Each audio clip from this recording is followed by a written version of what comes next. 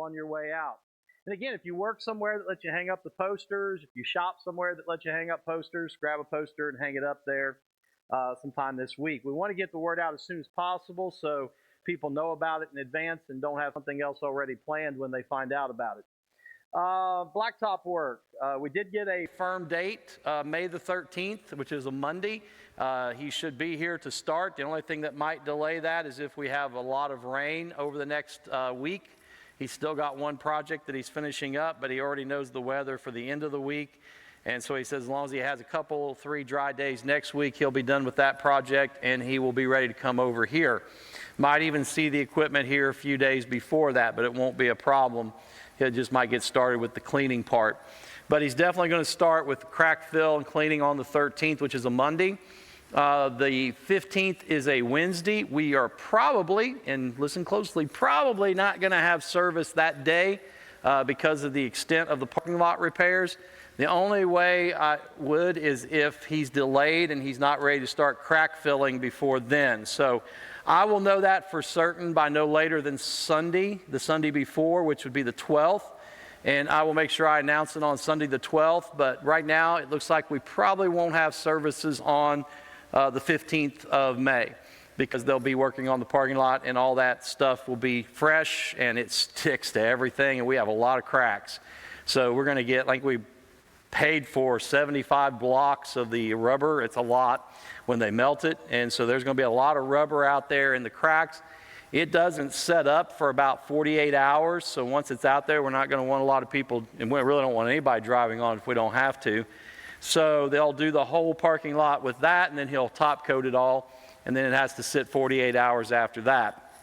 So what he's looking at is if everything works out right, he'll be here on the 13th to clean and start the crack filling. By Wednesday, he'll finish up with all of that portion, and then he'll spray coat the entire parking lot on that Thursday.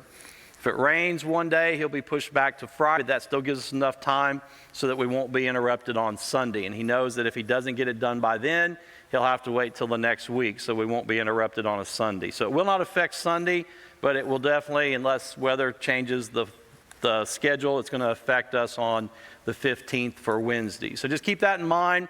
I will announce for certain on Sunday. In fact, I'll call him the end of next week and make sure that he's still planning on being here and starting on Monday, and then we'll go from there. So just really want to get it done. I'm excited to get it done. It's in not as quite as bad shape as the roof was a couple of years ago, but it's not in good shape and it's getting worse every time it rains.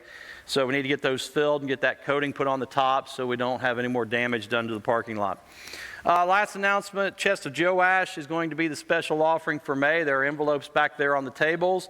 That money is going to go in to help pay for the parking lot, and we have another air conditioning unit, believe it or not, that has went belly up and is going to have to be replaced in the fall. So we have a furnace on the gym that has a giant hole in the heat exchange area that cannot be fixed, and it would have to be replaced, and it would cost about $6,000 to $7,000 to replace it. At that point, might as well buy a new unit rather than put $7,000 into a unit that's still 20 years old. So I had a guy come out and look to make sure I was right because I don't like to make that decision when it's that much money. He came out and looked at it, said, yep, can't fix that. So that's what he recommended. We just buy a new unit. So that money's all going to go towards that. So don't forget Chest of Joash offering for the month of May. All right, so that's all the announcements I have. Time to dive into 2 Kings. So what I thought we would do for the next several months, couple months at least, is I'd like to go through and study the historical life of the kings of Israel. And I'd like to look at a cross-section of both good and bad. It really is kind of, to me, a fun way to study through the Kings and the Chronicles, which can be difficult reading at times because they're just historical narratives of the nation of Israel. But I want to look at the Kings because there's a lot of lessons to learn from the Kings. And we're going to start with one of my favorites, Hezekiah, and then we'll spend probably about 3 weeks studying the life of Hezekiah. It's very interesting. It's a very interesting life that he lived. He was a fascinating person based on what we know about him from the Old Testament. Then what we'll do is we'll rotate after we look at a good king, because Hezekiah was certainly a good king. We'll look at a bad king. And then we'll look at a good king, and then we'll look at a bad king. We'll probably look at about 6 to 8 of the kings of Israel. comparing and contrasting the good ones with the bad ones. It's really interesting because there's so much to learn from these narratives of these men's lives. The things that they did that were wrong we can learn from, and the things that they did that were right we can learn from. So in verse 1 of chapter 18, we're going to read all the way down to verse 8. I'll say a few words about verses 1 and 2, and then we'll drop down and read one single verse out of 2 Chronicles, and then we'll come back to 2 Kings 18 and just work our way through the narrative. If we're on track with this morning, we'll get down to verse 6, and then that's about where I'll finish so I can keep you guys on the same pace that I'm on in the mornings.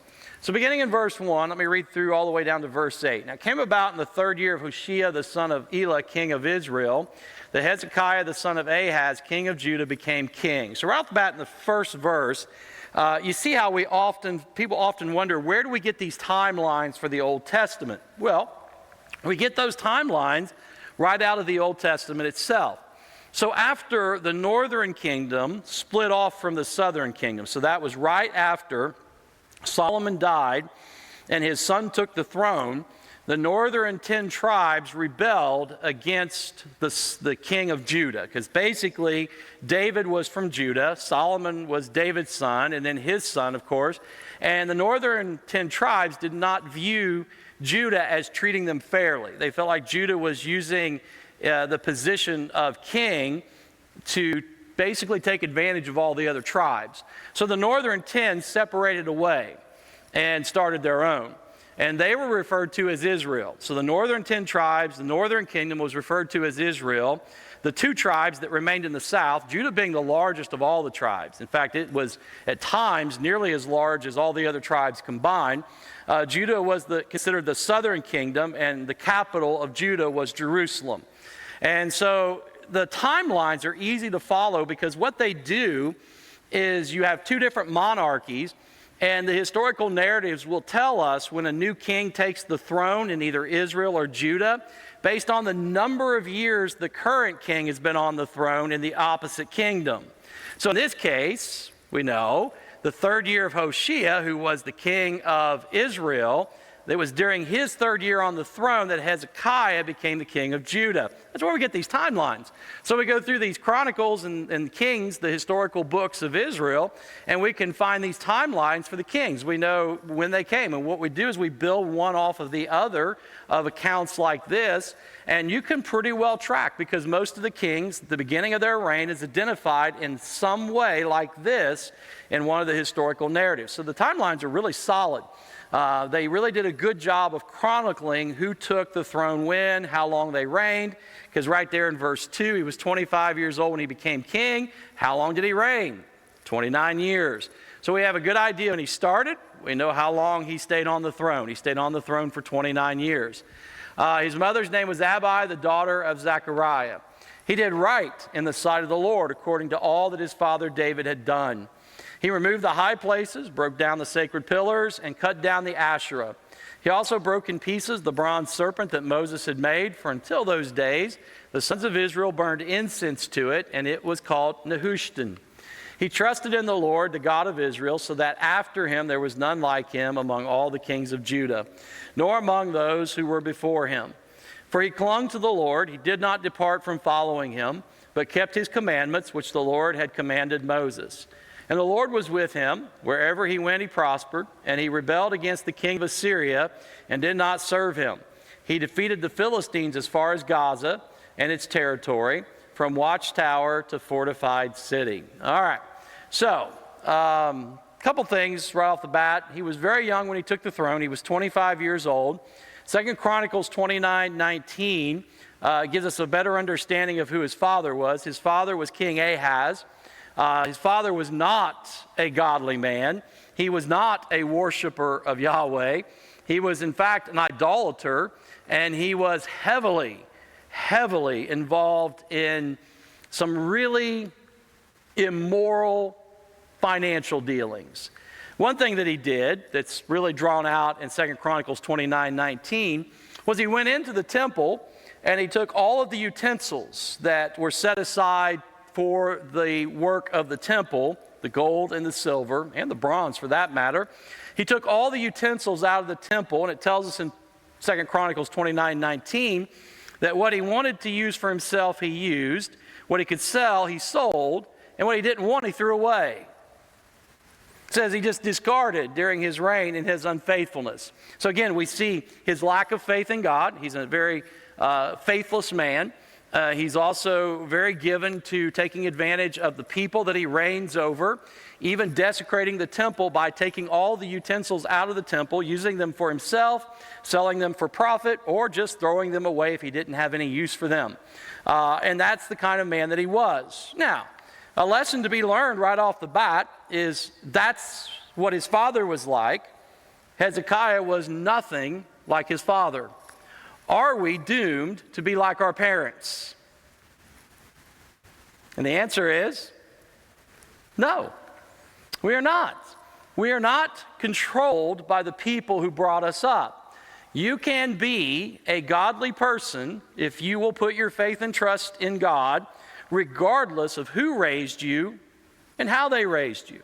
You can also be a very unfaithful person, a very sinful person, even if you were raised in a very godly home where the Bible was taught and actually lived out.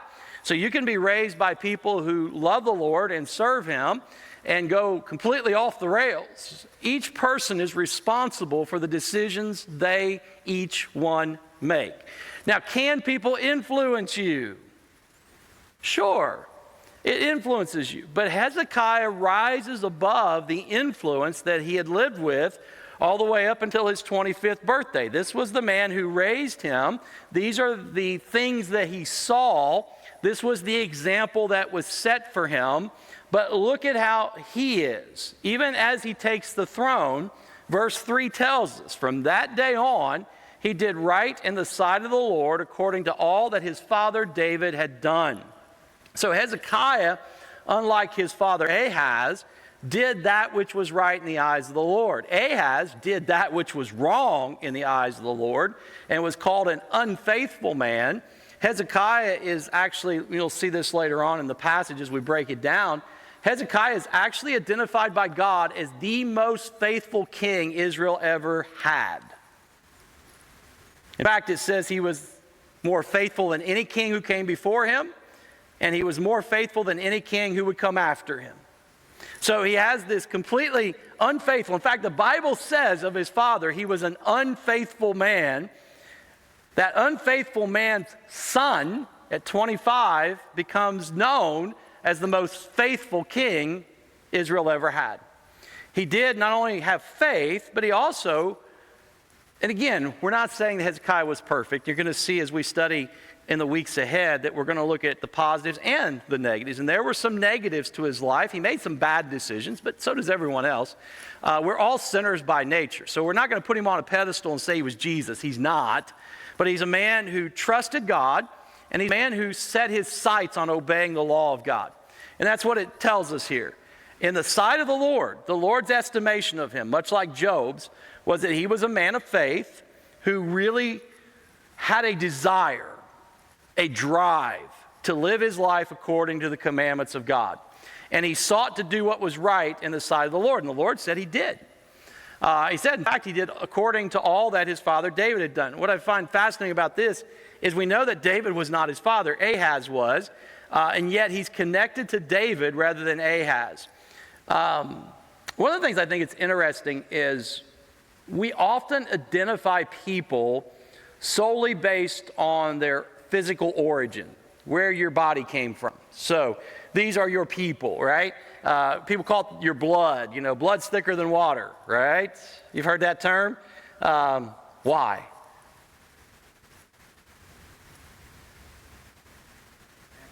I mean, do you think that Hezekiah was more similar to David or his father Ahaz? Well, God makes it clear. He's more similar to David. David is more of a spiritual father, if you will, because he follows in David's spiritual footsteps. David was a man after God's own heart who loved God and sought to serve God. David was a man who trusted God and put his faith in God. Hezekiah is the same kind of man. So his actual closest connection in the sight of God was not his physical father, but his spiritual father, who was David. Praise be unto God that he does not judge us based on who our physical family is. Other people will, but God will not. I'm thankful for that, aren't you? I'm thankful that God will not judge me based on who my physical family is and how they act. He also does not look at me and decide that I'm going to be a certain way based on which family I came from. Now, many people in the world will. They will look at you and they will decide that you're just as guilty as your parents are, that you're going to be a chip off the old block, the nut's not going to fall far from the tree, and they're going to judge you accordingly. But praise be unto God that he does not look at his people that he has created in that way. He looks at us each as individual, distinct people. Now, I always get the objection. People say, well, but aren't the sins of the fathers visited on the second and third generation? Yes. I didn't say that children don't suffer from the consequences of their parents' sin. If you had parents and they sinned at some point, you suffered the consequences of their sins, correct? Guess what? My children suffered from the consequences of some of my sins. That's what that means. It doesn't mean that God prejudges you or decides that you're worthless based on your family. It just means that you live in a physical realm and there are physical consequences to actions. And so when those actions bring those consequences, the people who are in that sphere suffer along with those whose actions have brought the suffering. So Hezekiah no doubt had to suffer from some of his father's bad decisions. He also has a lot of work to do to repair the things that his father has broken. Things that he's not responsible for, he's going to have to become responsible for in order to fix. So again though, I love the connection. God looks at him based on who he is, the decisions he makes, his faith, and then when he compares him to someone, he doesn't compare him to his physical father, he compares him to David, a man that he is spiritually like. Verse 4, actually, let's skip verse 4. We'll come back to it in a minute. So let's talk more about the kind of man Hezekiah was, and then come back to verse 4 and look at some of the difficult work that he did. Verse 5 says, he trusted in the Lord. That's a great, great testimony. I hope people can say that about me. He trusted in the Lord, the God of Israel. We all should strive to be men and women of faith. We should really put our utmost effort into trusting God with our all, with everything. Just have complete and total confidence in the Lord. And that's the kind of man Hezekiah was. That's, again, a part of the comparison to David, a man who trusted the Lord. So that after him, and here's where we get this great testimony coming right from God himself, so that after him, there was none like him among all the kings of Judah, nor among those who were before him. So what that tells you is that even David himself was not more faithful than Hezekiah. Yes? I'm wondering if he was in the lineage of David? Yes, he would have been, and I'm not sure which branch, because you know it all kind of spread out as time went by. But up to that point in Judah, it was a descendant of David who sat on the throne. So in a sense, he would be like a great-great-great-great-grandson of David as well. So there would still be that physical connection. I don't think the physical connection to David was broken until the Babylonian captivity, when Judah was actually overthrown. And then there was a break in it. Not the fact that he didn't have any descendants, but that the princes themselves were all killed. But he had other descendants. That's why Jesus actually comes from the household of David, as it's referred to. But not necessarily direct, like child to grandchild on. It was being more spread out. So. We're studying in 1 Kings. Sometimes it will talk about someone who died and they were buried with their fathers, or said that they slept with their fathers. Yes. So Judah. Yes, so Judah has a long line where, yes, kings to son, to next son, to next son. Usually it was the eldest son, but that didn't happen sometimes because the eldest son died first or was killed, and then the younger son took the throne. So there were some, but as a general rule, it was an unbroken chain, yes. So you would often see that in reference, they slept with their fathers. They would often be buried in the same general location in Jerusalem as well. All right, so verse 6. For he clung to the Lord. So again, talking about the kind of faith that he had. The word clung means to literally be intertwined with. So Hezekiah viewed his life as being connected or intertwined with God, that his trust was so deep and profound that there was nothing in his life that he did not trust the Lord with. That's what that word is getting across in the Hebrew. Clung, I think, is great. It's just like this image of somebody hanging on with all they've got. It's a good way to look at faith, just trusting in the Lord with all you have. He did not depart from following him, so he remained faithful. He does make some bad choices. He does do some things that he should not have done. It's not that he doesn't make mistakes, especially as he gets older. He does make some mistakes. But I think, to be honest, everybody sins. Sometimes we learn and we grow, and sometimes we don't learn as much as we should, and we don't grow as much as we should, and there's a price to be paid for that, and we'll see that in his life. And the Bible's always very honest about these men and women that it tells the stories of. It tells us about their faith and their love for God. It also tells us about their shortcomings and their weaknesses and some of the things that they did that they should not have. But this is a man who truly, truly followed God all the days of his life. Kept his commandments, which the Lord had commanded Moses. And that's what you see then. As you look at these stories of people, these are real people and the stories are true. You look at the stories of these people's lives, and what you see is they are not perfect. But what distinguishes men like David and Hezekiah and Josiah, even later on, what separates them out from the rest is this mentality that God is always right and I'm going to just trust him. Now, they don't always keep the moral law of God. They are sinners by nature, and they have desires they should not have, and they do things they should not do. But never do they argue that what they're doing is right. There's always a recognition that their sin is sin, and they agree with God that his law is perfect. They are not. It's not kind of like Paul. You see this mindset in Paul. It's the mindset of faith. I believe God.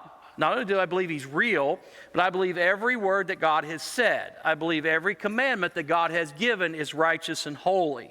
I believe that God's plan for my life is for me to obey him, and I obey him by following his word. See, that's the mindset you see. You see that really well drawn out in verse 6 when talking about Hezekiah. You see this idea of clinging to the Lord, just basically trusting him with everything, and everything in his life is centered around the Lord. Everything. There's nothing in his life that's not centered around God. He has this desire deep in his heart to follow God wherever God wants him to go, to do whatever God wants him to do, and to keep all of God's commandments. You see that in people like Hezekiah. So we read those stories. There's a reason why they are kind of the champions of the Old Testament. That's the mindset that every single person should have. This mindset that God is the center of everything, and I'm just going to cling to him. Everything in my life, whether it's my job, my family, my church, whatever, everything is going to be centered around God. You're just going to adhere to God like Velcro in every aspect of your life. There won't be any separation there. You're just going to cling to God. What does God want? Well, what does God say? What should I do? So you're going to cling to the Lord. You're going to follow him wherever he wants you to go. You're going to be willing to do whatever he wants you to do. And you're going to strive to keep all of his commandments. You're going to try your best to live a moral life based on God's revelation of what is moral and what is not.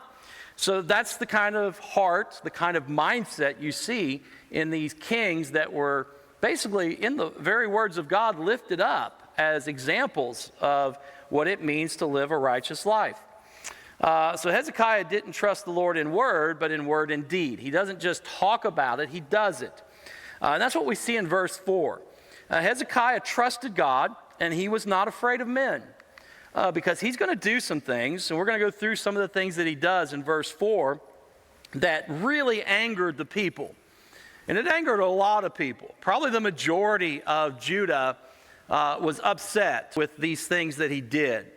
On top of that, it also made very dangerous people upset with him. And yet he has no fear. I mean, nowhere do you see in there any fear. He has this sense of there is a right and there is a wrong, and God's the one who determines what that is, and I'm going to go with the right and do what God demands of me as the king. And God demanded certain things of the kings of Judah. And most of the kings didn't care. Hezekiah did. So Hezekiah does exactly what the Old Testament law said that the king should do if Israel ever drifted into idolatry. Josiah did the same thing. We studied Josiah not too long ago. Josiah does the exact same thing because he understands this is his obligation because it's God's command. So God commanded the kings that if Israel ever drifted into idolatry, they were to destroy every last vestige of idolatry in Israel. And boy, does he ever.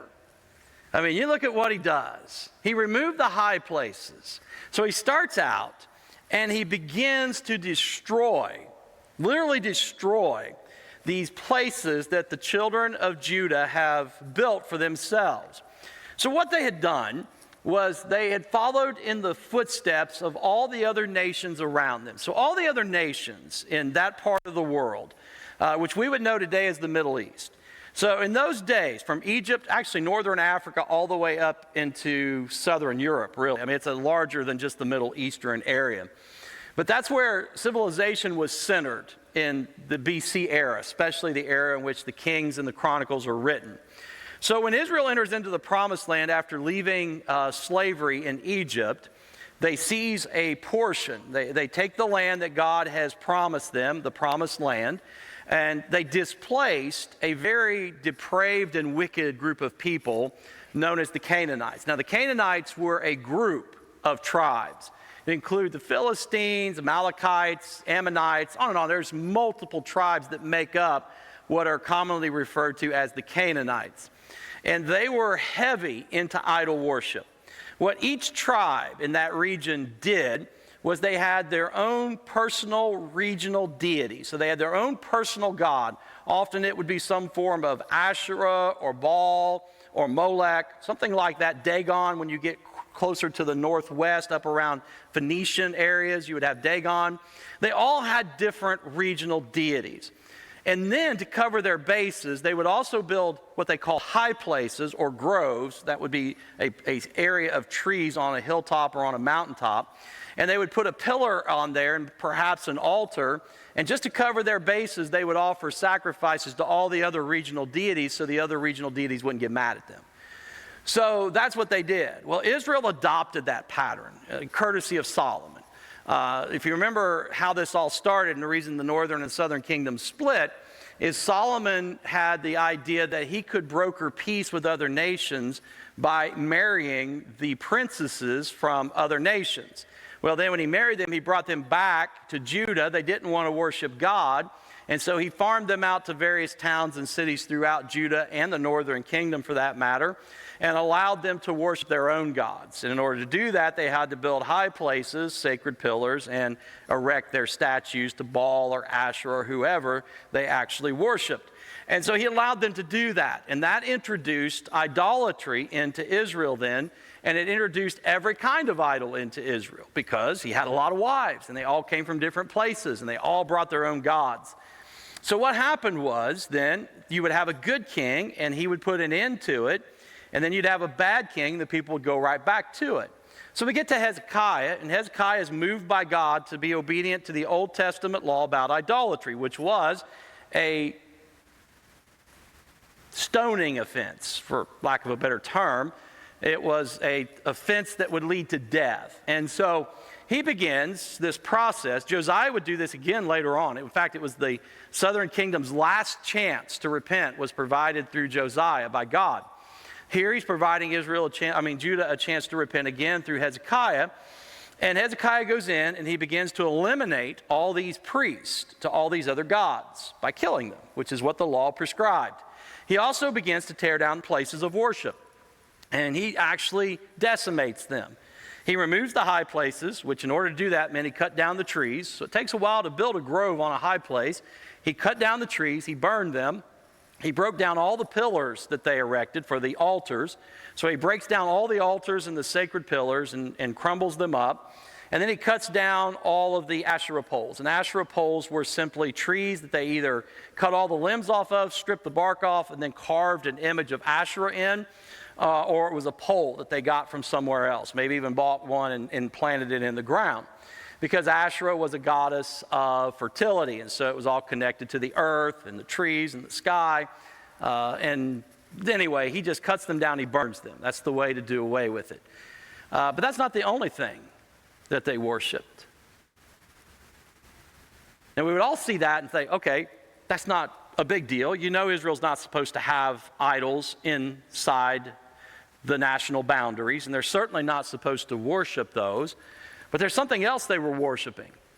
And this is where really people start to turn on him. People are already upset. They're already angry, especially the idol worshipers in these little towns that were centered around these various deities.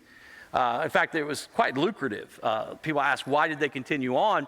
Well, if you worshiped a particular god rather than the God, you could go to these various towns to offer your sacrifices on the various high places. And they charged for that. They charged for the offerings, they charged for lodging, they charged for food. And so this was a kind of commerce type thing in Israel where you would come to your regional area and worship your regional god. But he does away with that. So the people are already upset about that. But what would really drive the entire nation nuts is when God led him to destroy the bronze serpent that Moses had made. You guys remember the bronze serpent, right? While they're wandering in the wilderness, the people begin to grumble against God, and God gets angry with them, and he sends serpents, poisonous serpents into their midst. Serpents begin to bite people. People begin to get sick. People begin to die. And God says to Moses, Moses, I want you to make this bronze serpent, put it on a pole, and raise it up in the middle of the camp. And tell the people that if they believe in me and they come and look at this as an act of faith, they will be healed. And that's what Moses does. He makes this bronze serpent. They put it on a pole. They put it up in the middle of the camp. And when the people who believed God's message that there was healing in him, if they would come by faith and look at that serpent, they came, they looked at the serpent, and they were healed. So what do you think the children of Israel did with that? Put it somewhere, safekeeping? No. They decided to burn incense to it. So somewhere, probably in one of these high places, they set it up. And it says that until those days, the sons of Israel burned incense to it. So until Hezekiah destroys it. So sometime after Moses on, they came to this place where they had erected the bronze serpent that was meant for good. They had turned it into another idol that they could burn incense to and worship. And they called it Nehushtan, which means serpent of the desert. And they would come and offer their sacrifices and burn their incense and worship it. Isn't it fascinating how quickly we can take something good and turn it into something evil? I get in this argument every once in a while. People are like, well, if God wanted to protect the original Bible, why didn't he protect the original Bible so that we could see it? And I said, I got a really simple answer for that. We actually have fragments of the book of John that date from the 1st century. So that's really close to original composition. Might even be original composition. It's really hard to date precisely when you get that far away. But we do know that we have fragments of the Gospel of John from the 1st century. Probably, if not an original, it's a first or second copy. So I'm not going to get into that argument on whether or not those are first originals, but we don't have an intact, complete, original New Testament. Here's the reason.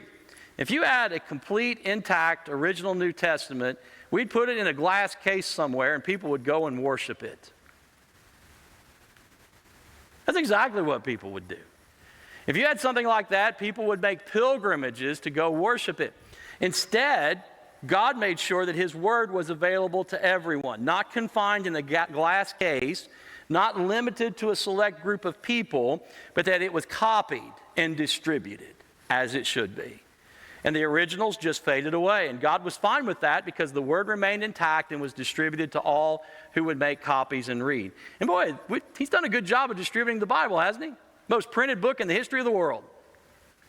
And nobody's even a close second. So I think he's done a great job of making sure it survived, just not in its original composition as far as the actual pen on paper.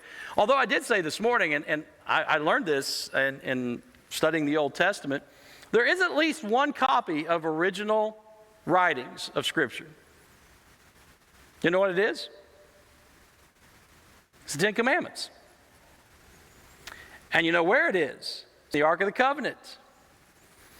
So the Ten Commandments, wherever the Ark of the Covenant is, the ones that God actually etched on himself, that he didn't use men to write down, he actually wrote it himself on the stone, Those stones are in the ark somewhere, and that is the only piece of original scripture that survives, because it was the only piece that was written by God himself without any human putting pen to paper. So other scriptures were written as God moved men of faith to write. That one he wrote himself, and so it survives. Now, where is the Ark of the Covenant? I don't know. Got some ideas.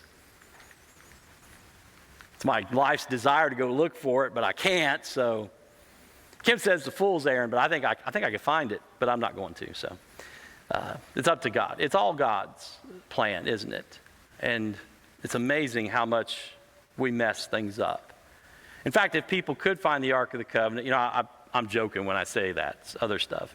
But if people could find it, what do you think people would do if somebody found it and set it out somewhere? They'd worship it. There's a reason nobody's found it in all these years, right? God doesn't want it found because he doesn't want it to turn into another idol.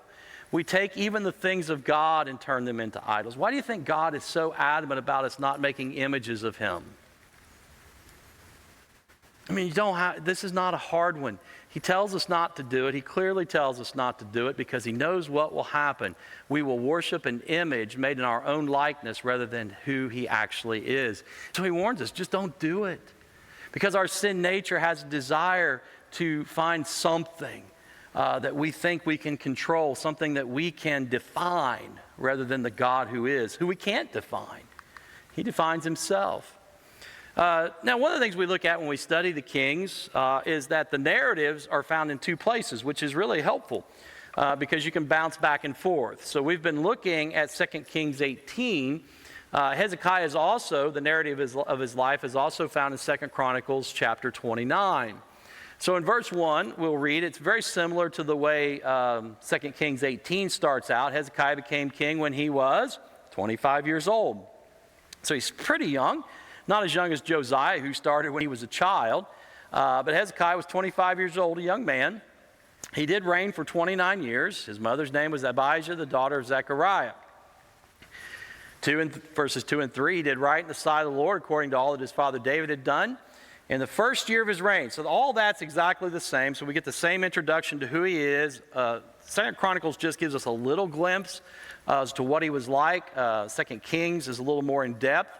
But then they dive into something that he did that we're not told. So the King's Chronicle tells us about his work of what I call reformation. In order to reform, you have to tear down because you're needing to reform because a counterfeit has taken the place of what should be. So something that's wicked and evil has usurped the position of something that's holy and righteous. And so in order to reform, you have to first tear down that which is bad, that which is wrong.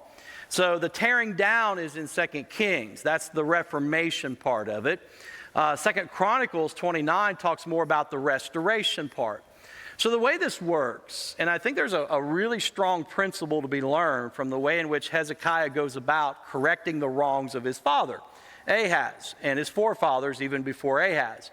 So there's been 3 or 4 generations of kings who have done things terribly and have not done what they should have, and have certainly not reigned the way they should have, and have not been men of faith. And so Hezekiah has to pay the price. There is a consequence for their actions. And in some sense, the sins of the fathers are being visited upon the son, and that he has to deal with the mess they've made. But that's the way life is. We live in a fallen world, and if you're going to be a person who follows God, there are going to be times when you're going to have to do works of reformation and restoration. Not because of anything you've done, oftentimes because of the things others have done. And that's just the way it is. And you can get upset about that. You can say that's not fair. You can grumble and complain about it, but that's just the way it is because we live in a fallen world. My entire ministry life has been built around reforming and restoring. I have never pastored a church that was in a good place when I got there. I think maybe that says something about me, that nobody really wants me until they're desperate. That's probably what that really is, that nobody wants me until they're desperate, and then it's like, okay, we'll take him. He's the only option we have left. And that has been the words I have heard at least 2 out of the 3 times I have become pastor of a church. And it's okay, because you have to understand who you are. And I'm certainly a reformer and a restorer, and I fully understand that's the way God wired my brain up. That's the way I function. So he's tearing down what needs to be torn down. That's the Reformation part. So Hezekiah wades right into it from day one. He's 25 years old. He takes the throne. He starts destroying the groves. He breaks up that golden serpent. But that's only half the job. You've got to tear it down, but you, at the same time almost, as soon as you start tearing down, you also need to start building up. Look at what he does next then. So in the first month, so the first year of his reign, the first month. So within the first 30 days of his reign as king of Judah, he goes to the temple and he opened the doors of the house of the Lord. Now these next words are very telling. And repaired them. They had neglected the temple for so long and abused the temple for so long that the main doors to the temple itself no longer functioned correctly. Now keep in mind, his very father, Ahaz, while he was a child, had taken all the gold and silver utensils out of the temple and either used them for himself, sold them to others, or threw them away. So he goes up to the temple. It's been neglected. The Levites have not been doing their job. He opens the doors. He sees the terrible condition the doors are in. Immediately he begins to repair things. First thing, repair the doors. So the first thing he does is repair the doors so they'll open and close correctly. Does that give you an idea of how bad the condition of the temple is? That the doors don't even work right? It should. I mean, I got here, I'll tell you what, I got a pretty good idea of the building pretty quick because it was in pretty bad shape. And so you got to repair things. So you start repairing things. That's what you need to do. So he starts with the easy part. That's the easy part. He starts with the physical restoration of the temple. So he begins to assign workers. He comes up with the funds, and he begins to get the work done. Verse 4, he brought in the priests and the Levites and gathered them into the square on the east. So when he sees the condition and he begins the work of correcting that, his next step, probably within just a day or two, is to get the people who are supposed to be in charge of the care of the temple into the courtyard area. And he gathers them into a specific area, the square on the east, it tells us. And there he begins to give them one of the greatest speeches in all of the Bible, probably one of the greatest speeches of all time. We're not going to get through it all. We'll do the first couple verses, 5 and 6, and then we'll stop. So he gathers all these Levites together who have clearly not been doing their job. They have neglected the temple for several generations. And he says, listen to me, O Levites. Now that's not an invitation. I want to tell you right now, this is the kind of man Hezekiah is. That is not an invitation if you want to come and listen or not. That's a command. You better listen to me, and you better listen well. Because this guy isn't fooling around. He says, listen to me, O Levites, consecrate yourselves now. That's not a request. He says, you need to rededicate yourselves to your job. You are supposed to be the carers of the temple. Not only were they to offer sacrifices, they were also in charge of the care of the Temple Mount area, that whole mountain area where the temple was set on top. They were in charge of the care of that entire area. It should have been pristine. They were in charge of everything in the temple. They were to keep it as sanctified and consecrated as they could, because that's the next thing he does, is he tells them, after you consecrate yourselves, which means to set yourself aside completely for the calling God has placed on your life. After that, you need to consecrate the house of the Lord again, which means you need to set the temple aside for God's use only. Now, we don't know everything they were using it for, but we do have some insight from the historical narratives that they were not using it any longer to worship God, but were in fact, they had idols in the very temple of God, and they were worshiping those idols in God's house. And so he says to them, now, it's not just going to be by word. You're not just going to say, okay, we've rededicated ourselves. No, you're going to do the work of rededication. He says, so you're going to consecrate the house of the Lord, the God of your fathers, and carry the uncleanness out from the holy place. Now, here's the problem. Hezekiah is a strong-willed reformer and restorer. He can tear down, and he can build up to a point. He can build up the physical house. He can restore certain things back by force. But what he cannot do is he cannot change their hearts. He can't. You can lead people as best you can, but you cannot make decisions for people. People have to make decisions for themselves. So the call is you need to consecrate yourselves and then consecrate this house back to what it was intended for.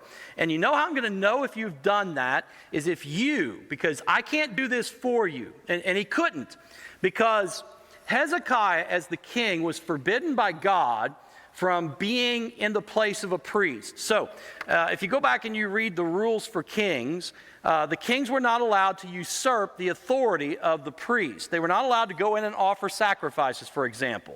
I think it was Saul that offered sacrifices in the place of a priest, and that's when he really lost God's favor. They were not allowed to do that. There was a distinction between being the civil authority and being the priest. They just could not cross those paths. So Hezekiah believes that. He knows that he cannot go in the temple and do their work for them. They have to do this work themselves. They have to go in there and carry out the unclean things that they and their forefathers have placed in there. They need to cleanse the temple and consecrate it for God's use.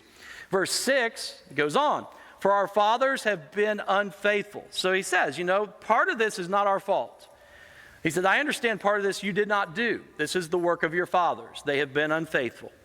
And not only have they been unfaithful, they have done evil in the sight of the Lord our God. So some of this you didn't do, some of it you did. But a lot of the work we're going to be doing here is not going to be to correct your mistakes. It's going to be to correct the sins of your fathers. Again, it's not fair, maybe, but it's not about fairness in the fallen world. It's about what needs to be done. And we as servants of God don't get to pick our task. They are assigned to us by the king.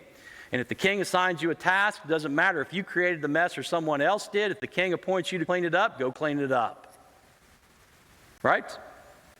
And be thankful that the king picked you and chose you to use you.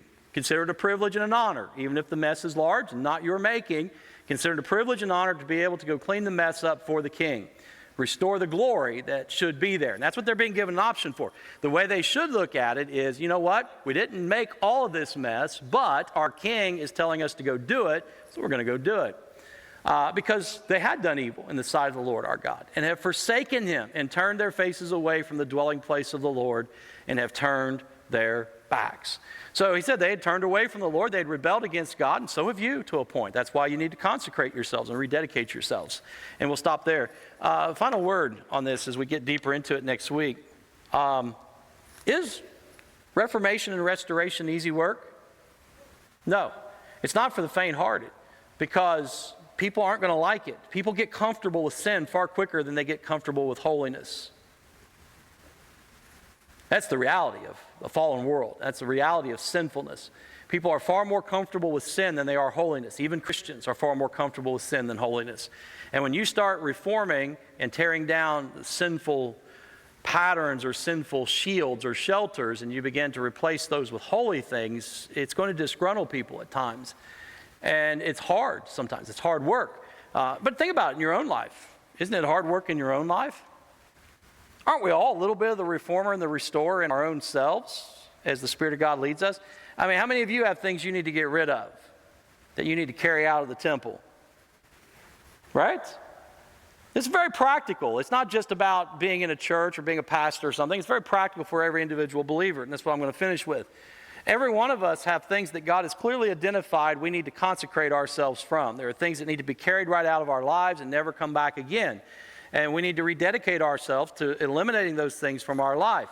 But then that's just part of the work. That's the reformation part. The restoration part is what should have always been there instead. I mean, a great example is lying. So if you agree with God that lying is a sin, that lying is morally wrong, then you need to remove that from your life. Just remove it. Stop telling lies. But what do you do instead? Because that's only half the battle. The other half is to do what you should have always been doing instead, which is to tell the truth. So the reformation is to cut the lying out. The restoration is to introduce truth-telling. So you stop lying and you start telling the truth. It's something we're all very familiar with. It's really the essence of Christianity, the idea of putting off sin and putting on righteousness, putting on the holiness of Christ and living according to that holiness, the way that Christ would really just demand that we live. So Hezekiah is following the same pattern that an individual Christian follows in their everyday Christian life, but he's doing it on a national level, and that's where it really takes courage. because you're doing it in the face of people who don't want you to do it, and that's what he's doing. So the question is, I often get, is how do we stand in a fallen world like the world we live in now? Same way Hezekiah does. You have to begin with yourself, do the work of reformation and restoration inside yourself, fight that fight in your own soul, and then you also have to go out into a world and confront the issues of the world, the issues of the day. I was told when I was a young preacher, and I'll close, by a very old pastor. He passed away 2 years before I started my first period of pastoring a church. And he looked at me and he said, son, I'm going to tell you, you're going to be able to measure yourself as to how faithful of a servant you are. And I said, how's that, brother? He said, if you will preach on the hot topic of the day that nobody wants you to preach on, you're a faithful man. If you turn your back and run away from every hot topic of the day that people don't want you to preach on, you're not very faithful. That stuck with me. You either run to the center of the battle or you run for the hills. And that's the way it is in all of life. And that's the way it is in pastoring and leading. It's the way it is in our own personal lives. We're either going to go where the reformation work needs to be done and the restoration that needs to follow comes along with it, or we're going to go and hide somewhere. And what I love about Hezekiah is that man didn't have any fear of men. The only person he feared was God. And God told him, you go right there in the middle of the beehive and you start wrecking that beehive and start building something better in its place. And he did. He didn't hesitate. He didn't ponder it. He didn't argue with God like Moses did. He took the throne at 25. God said, tear that stuff down. He went up and he started tearing that stuff down. He said, restore my temple. He starts restoring his temple. That's the way I want to be, right? Isn't that the way you want to be? I think every follower of Jesus Christ, that's the way we want to be. You got a lot to learn from Hezekiah. He can teach us so much. So next week we'll learn some more, and then the week after we'll learn a little bit more. So, all right, let's close in prayer. Prayer list.